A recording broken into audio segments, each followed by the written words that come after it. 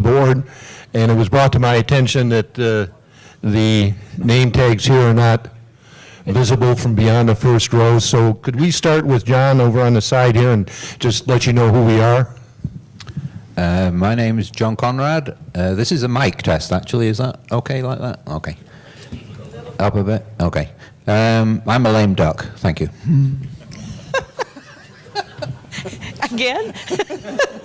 This is Jeannie Miller. I'm Ralph Swift.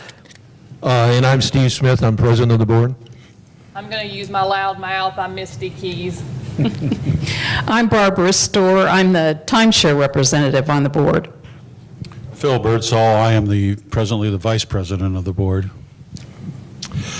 Okay, continuing on, we're in the category of transparency, and again, it says RV clarifies they are requesting that the total cost of a capital project from beginning to end compared to the capital budget for the budget. Comments? I'll comment on this one. Again, this is one that confuses me a little bit, that I didn't know people were unhappy with our capital spending performance. As far as I know, our capital spending come in pretty much on budget. If they don't, there's a good justification for it, change of scope or something. And we do report it. We're aware of it. Maybe we don't do public reporting as much as we should, but I certainly have no objection to providing more public reporting if need be. Okay. Any other discussion? I could just clarify, as I forgot to mention, I'm the treasurer on the board. And I don't, maybe it is a communications issue here, because we do actuals against budget and actuals against plan, because it's the budget, the plan, the actuals. It shows up in detail, shows up in our monthly reports that we see every month, so I know it's done. Maybe we're falling down on making it visible to the rest of you. That could be. Okay. Jeannie? I just want to agree, yes, we do this. We look at it every single month. Maybe, and what we can do is suggest that we have a user-friendly budget information, and that we include it in the magnified to let you know where we are with capital projects, because that's usually our strategic plan, following our strategic plan, what we're doing on projects and what they were originally expected to be, and then how much we've spent, so that you'll know we're saving money or it's costing us more, and because we've come into complications we weren't planning on, and then keep you posted of that. So I'm going to suggest that one of our actions be to have a user-friendly explanation in our magnified as we go along. Okay. Any other comments? Okay, next recommendation, detail the list showing the items involved in a capital plan for a specific project of $100,000 or more. The items should contain the types of labor, materials, supplies, etc., and the budgeted costs. Once the project is approved and started, there should be a schedule showing the costs involved, with at least 3 columns showing planned expenditures and the actual expenditures spent on the project and the variance. All labor cost of employees used to work on the project should also be included in the cost of the project. This schedule should be updated and reported monthly until the project is completed. Comments? Again, I think this is addressing a problem that doesn't exist. There is one point, though, I will talk briefly about, that I'm not very knowledgeable in, but it won't stop me talking about it. That is the use of community club labor. It's my understanding that we don't allocate the labor specifically to different projects. A maintenance worker's a maintenance worker, does maintenance. If he's working on a specific project, I think that would require a significant change in our time recording and accounting system, etc. So that particular aspect, but our capital projects are rarely done by our our own labour. They're done by outside contractors, so I don't think it's an issue. And certainly this, talking a little more widely on transparency, why it's addressing capital projects specifically, I don't know. But generally on transparency, I think this board is extremely transparent in everything it's done. I think the comment here with the word integrity mentioned, I do find offensive. I think the integrity of this board is impeccable. It basically could only get worse as far as I'm concerned, because it's just perfect at the moment. There is no actions taken or behavior that could be at all criticized for its the high level of integrity or lack of integrity. There are perceptions, there's conspiracy theories, there's many things going on, and lack of transparency may contribute that. But I would like to assert forcibly that there are no underhand things going on. There has been never anything that I have seen in my 3 years on the board that anybody has behaved in other than the highest levels of integrity. Communication, another issue. That's always up for debate. Could we communicate more? As we've said, we have a responsibility to communicate to you. You have a responsibility to learn, to attend to more meetings. In a way, it's disappointing how many people are in this meeting right now, constantly saying you need more information, yet our last budget meeting, annual budget meeting, or annual meeting, I think it was 30 people showed up. Town hall meetings and that are all very well saying you want more of them, and I must admit the town hall meeting that we had on the village centre was very well attended. We had multiple ones. The ones on the concert park were very well attended, and good dialogue went on there. But generally, unless it's a major issue like that, the level of interest is very low, disappointingly low. I've digressed. I've forgotten what subject was I started on, but I'll stop talking. Any other comments on that? I'd like to make just Yes, one more Ralph. on here. A lot of this, on a number of these areas now, all relates down to multiple levels of detail, of transparency, where you want to see things right down to the pennies on here. One of the reasons you have a board and one of the reasons you have a management team is to take care of those details and to report the results to you on that. And if the results aren't what you expect, or the results are far in afield from what we expected, that you have the right to ask for underlying details on what the numbers are and why and the wherefores. But if we showed you everything in a level of detail that seems to be implicit in here, 8-hour meetings would be small. I mean, a project review, for example, can take a full day on any kind of a large-scale project. And so, I mean, that's what you have the management team for and us for, to make sure they're right. If the bottom lines are screwed up, you got all the right in the world to complain and ask questions and get that detail. Now, can we show you better interim numbers along the way? Yes, we could do that, I'm sure, on here. But if you think that me giving you a report with 97 line items is going to help you, it's just not. I mean, you got way too much time on your hands if you're doing that. So from my perspective on transparency, yes, can we improve communications? Certainly, we can tell you more things that are going on. We can tell it to you in emails and in writing and articles, and those of you that are sitting out here will read it.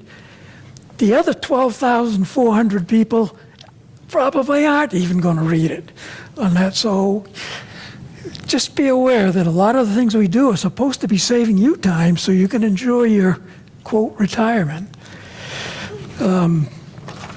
So in effect, yes, we need to improve the transparency in some details, but let's not get carried away. No, I think we all agree there's always room for improvement no matter what we do. Okay, any other comments on that? I have a follow-up. Yes. When I was on my soapbox, I forgot to mention that that in spite of insinuations, and I think it may be just ignorance or whatever, every year all our financial information is audited by a professional independent company, and a professional report is written, made available to the board, and is available in some form or other to anybody that requests it. Certainly you read it, whether we provide copies I'm not sure, but it's on the website. So any implication that anything we're doing here is not above board is refuted by the annual audit. Thank you. Next week, Okay. next Friday. I'm going to combine these next two. It says, report quarterly the activities of FAC and the Strategic Planning Committee, FAC meaning Financial Advisor Committee, and Strategic Planning Committee in public forum with Q&A also. Then it goes on to say, in public forum, report the recommendations to the board from the FAC and reasons why the board didn't agree with the recommendations of the FAC. I'll just start this out that we have started doing this because of the strategic planning direction survey. We have started having the strategic planning committee and the financial advisor committee make reports at our monthly board meetings, quarterly reports, I believe they are, at our monthly board meetings. So I think we've already implemented some of this at that point. Any other comments on this? Jeannie, yes. Steve? Yes, Jeannie. I just want to add that the report quarterly, the decisions and recommendations by the board from FAC and SPC, I would like it to be perfectly clear that the FAC and SPC do not make any decisions. They are recommending. They have no authority over the board who makes the decision. They're well-versed in their field. They suggest budgeting, reserve setting, balancing, spending, and investments. They advise us, which is why they have been indoctrinated in the very first place, because it's my understanding, and this may be rumor, but originally board members at one time had zero experience in finance. And in order to make good decisions for the members, they adopted this committee of financial advisors who are experienced, qualified people who understand finances, who would give them suggestions on what they should and should not do, and give their reasons for those suggestions based on sound financial knowledge. And we continue to utilize the very, very qualified financial advisor people to give us advice. We have more vision of what it involves on as board members of the people who are involved in the future and our strategic plan and our core values and mission to keep in mind when we make our decisions. And it doesn't always agree with what the Financial Advisor Committee has told us. But I recommend, and I think we've already started doing, explaining why, when we don't take their advice, why we make the decision that we make, because we have other factors that we have to consider than just the financial. There are sometimes lots of other conflicting factors that make us make a decision that's not in agreement. Thank you. Phil? Going back to the first of these two recommendations, report the activities of the FAC and the SPC. As you mentioned, we're doing that. And then it concludes, says with a Q&A also, or in addition. And of course, at our board meetings, unlike a lot of board meetings, we do drift into kind of an informality where we do take questions. Yes. I've never been too comfortable with that because it's so foreign to me. But it actually works, and I've come to a realization of that. So we are doing that. So this first recommendation, I think our report, or our reaction is yes. Yes. We're doing it. The second one asks that we report the recommendations of the board from the FAC. I don't know why they excluded SPC, but it doesn't matter.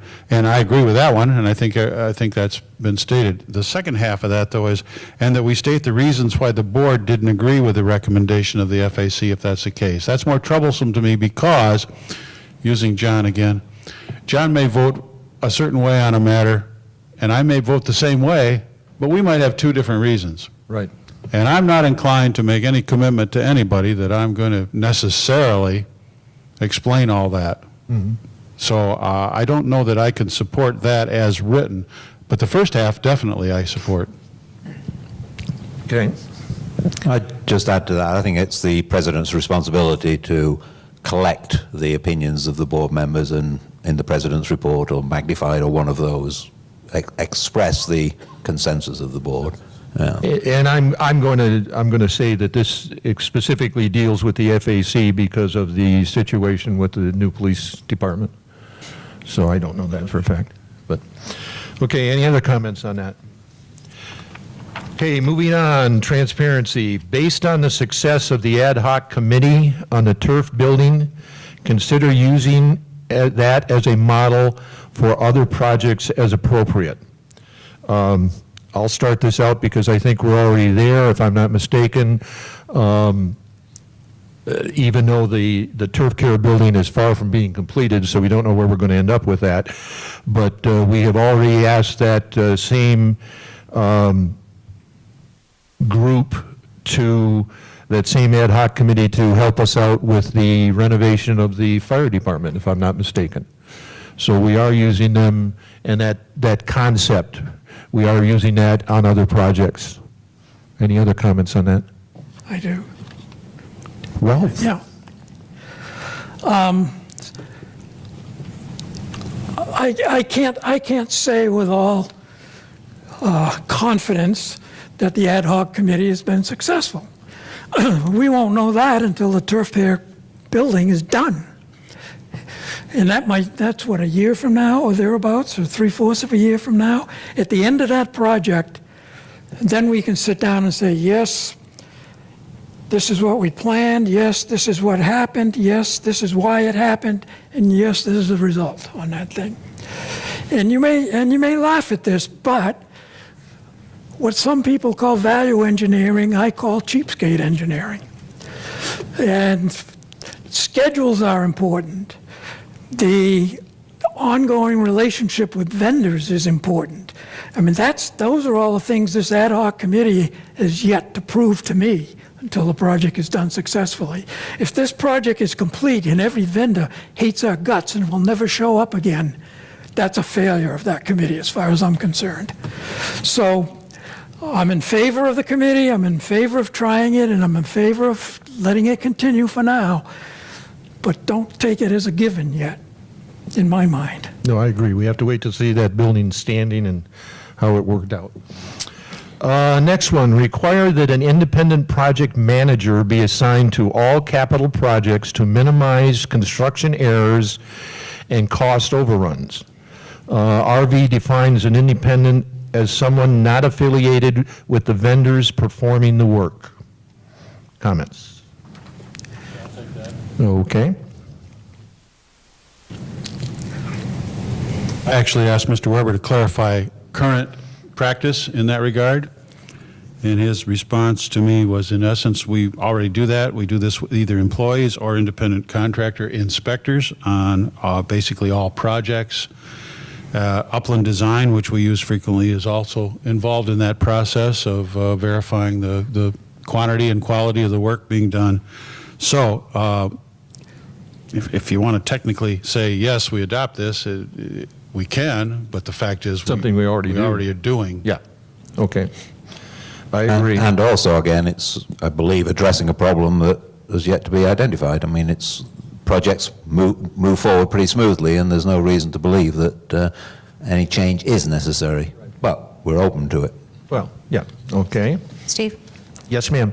I hate to be negative, but I'm thinking, and I may have misinterpreted this completely as to what was intended with this question. I know I've built 3 houses here in Fairfield Glade, and I have watched my wonderful construction person make mistakes. So I visited the house every single day to make sure there wasn't mistakes or that they have not changed the plan somewhere along the way that was convenient for them. And so I'm thinking that this was probably what was intended by having an independent project manager. My concern with that is if it's not the person who's the project manager is not any more qualified or inappropriately qualified to help make sure there's no mistakes or no errors or that they're following the plan, not as somebody who's in charge of the project per se, but merely a coordinator to facilitate the project, that it might be inappropriate. We already are doing that with some people now, but we want to make sure that the GM overall is the authority for any changes, and that this person would never have the authority to tell a contractor what to do. Ralph? Damn, is it still on? Yes. Oh, okay, let us stay there. There's a difference between a project manager and the project engineering on here. The project manager is there to coordinate the activities, get the vendors in and get them on time. But there's also a project engineer or who does the specification, who does the testing, does slump tests on concrete, makes sure that the wood is the right grade, make sure the steel is right. So you can have an independent project manager, but the success in your project is really going to be on the kinds of inspection plans that you have to make sure things happen the way they're supposed to happen. So our project managers here may be inside the organization, they may be Upland, but they still have other people that run the specific tests to verify what's going on.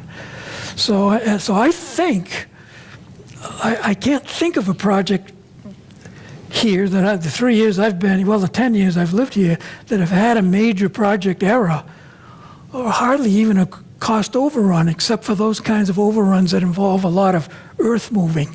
Earth moving operations always tend to have overruns for some reason or other. They run into cemeteries, they run into rock, they run into all kinds of things. So I don't think this is a major problem right now, but we do have procedures in place to address it. Okay, thank you. Anything else?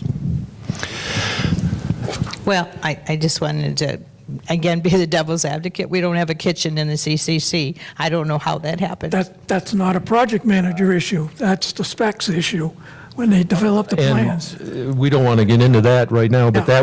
that was done intentionally. Yeah. That was not a mistake. I mean, they didn't forget the kitchen. It was discussed at the time, and they decided that we didn't want a kitchen, Yeah. or we didn't need a kitchen. If a board member, next one, and this one, if a board member disagrees with a decision by the board, explain the reason at the board meeting before a roll call vote to help the members understand all sides of an issue. I read into this question or this recommendation that there is some kind of accusation that board members are not allowed to voice their opinion. I've been on this board for 4 years. Nobody has ever told me what to say, when to say it. I can't say this, I can't do that. I quite honestly don't know where this came from. That's my comment on this. I got a comment. As you can tell, I disagree with everything, pretty much. I mean, my role on the board is to get discussion going. So I may say some ridiculous things sometimes, just to do that often. Yes, you do, Ralph. But I have no problem with saying, no, you've heard it here today in our discussions. I mean, I've disagreed with Phil, I've disagreed with them. John and I disagree from time to time. So as Steve said, I can't even imagine where this came from. Now, do we disagree at the board meeting? At that time, no, because we've already, at the workshop, done all of our disagreements and have come to this magic word, compromise. And when we do it on the board meeting, we are presenting a compromised position of the board. Now, we could easily go through what we're going right through here at every board meeting and make that board meeting 4, 5, 6 hours long, but that isn't what we're here for. So I don't even see this. there's no way in hell I'd even be serving on a board that I wouldn't be allowed to disagree. Just like committees. I don't serve on many committees because if I can't disagree in that committee, I'm not going to the meeting because there's no reason for me to be there. Jeannie?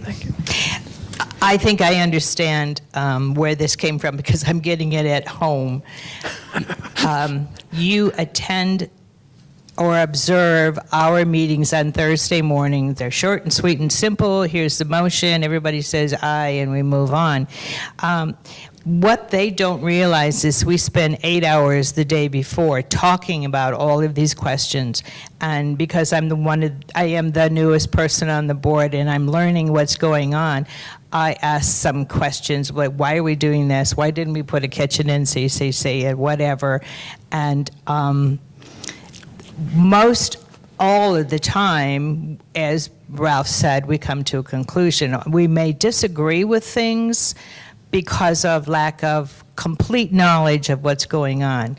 Once we've discussed it and we have heard all sides, then we almost always, not always, but almost always agree and vote positively in the meeting ahead of time. What might be beneficial, and Phil has explained this at the formal board meeting as well, we have much discussion, and these are the issues we talked about and discussed, so that you'll know that we've looked at all sides and we've had this discussion. So there's a motion on the floor, somebody seconds the motion, there's a discussion period, and during that time, it might be beneficial for transparency reasons for you to know questions were asked about da-da-da-da-da, and we resolved that issue and then came to this conclusion, and then we would have our vote. And then you wouldn't just get, yes, everybody says yes. It looks like a show, and I can understand that completely. That's not what happens, but unless you're there on Wednesday, which is really a whole lot more fun than Thursday, you don't know that we have thought about these things, that we haven't just brushed it off and said, yay, we're all going to go that way. I got one. As a case in point, I can think of one instance in my 3 years here where I did vote it contrary to the motion at the board meeting, or I voted no on that thing. I can't think of too many other instances along the line because I've reached a compromise position, but I can think of one where I said no in that thing, and I would have said no on more if we couldn't have reached compromise. So it isn't that we can't, it's that we don't, because we've already had a discussion and don't feel like... Now, I will say one thing, though.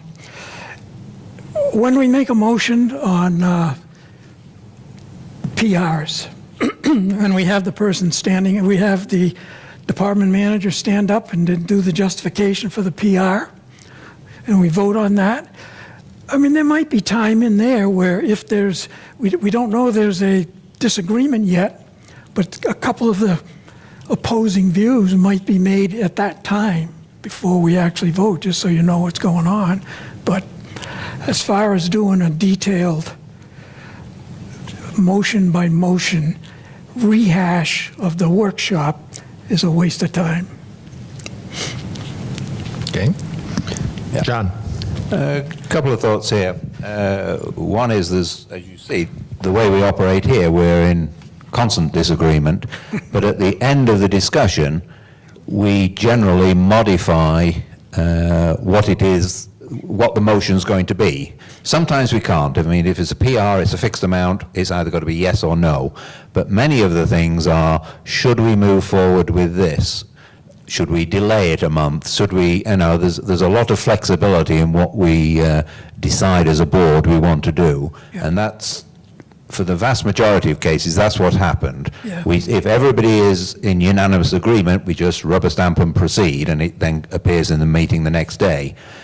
We discuss things at length, ask questions, get an understanding, and then find out what is the next step that we're all comfortable with and can support. And if we can't, then there could be occasions, but we generally have the discussion and come to a consensus on a compromise position, and we keep saying that. Now, I will say there's a couple of areas we could improve. we talk about the 8-hour meeting or 7-hour meeting the day before, and that's true. Only a portion of that is open to the public or open to members. We have an executive session in the afternoon, and I do believe that there is probably some room for improvement in transparency on the topics that are discussed there, or whether a topic should be in the executive session or in the open session.